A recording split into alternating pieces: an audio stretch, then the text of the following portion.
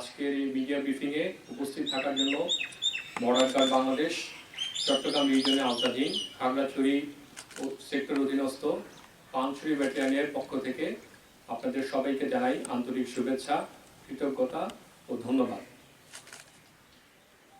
আসন্ন ত্রয়োদশ জাতীয় সংসদ নির্বাচন ও গণভোটকে সামনে রেখে বর্ডার গার্ড বাংলাদেশ সারা দেশে 495টি উপজেলার মধ্যে 6টি উপকূলীয় উপজেলা ব্যতীত 489টি উপজেলায় 37,000-এরও অধিক সংখ্যক জনবল মোতায়েন করেছে।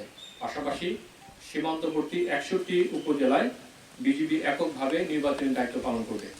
একটি পেশাদার শৃঙ্খলা রক্ষা করা এবং জনগণের ভোটাধিকার সুরক্ষায় সক্রিয় ভূমিকা পালন করবে।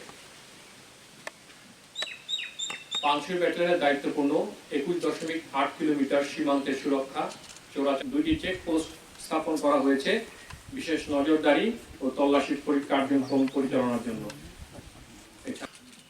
আমরা আপনাদের মাধ্যমে দেশবাসীকে আশ্বস্ত করতে চাই, বিজিবি তাদের সর্বোচ্চ পেশাদারিত্ব, সততা ও নিষ্ঠার সাথে সুষ্ঠু ও সুন্দরভাবে নির্বাচনী দায়িত্ব পালনে অঙ্গীকারবদ্ধ এবং প্রতিটি ভোটারের ভোটাধিকার সুরক্ষা এবং শান্তিপূর্ণ পরিবেশ নিশ্চিতকরণ এবং আইন শৃঙ্খলা রক্ষায় অগ্রণী ভূমিকা পালন করবে।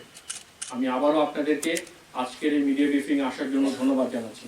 ধন্যবাদ সবাইকে। আসসালামু আলাইকুম।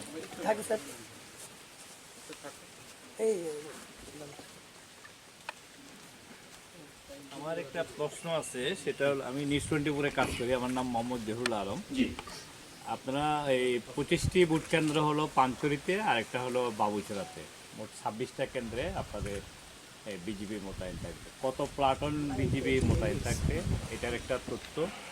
এটি একই সাথে আমরা জানি যে বিগত নির্বাচনে পানছড়িতে 19টি ভোট কেন্দ্রে একটা ভোটও পড়েনি। এটাকে আপনারা কিভাবে মাথায় রেখে কাজ